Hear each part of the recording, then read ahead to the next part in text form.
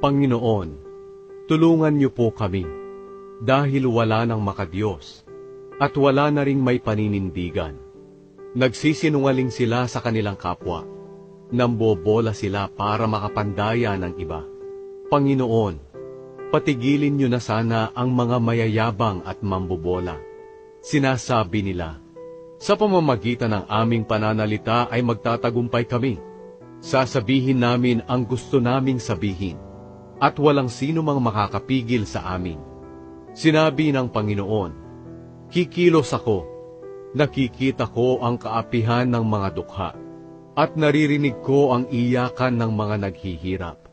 Kaya't ibibigay ko sa kanila ang pinapangarap nilang kaligtasan.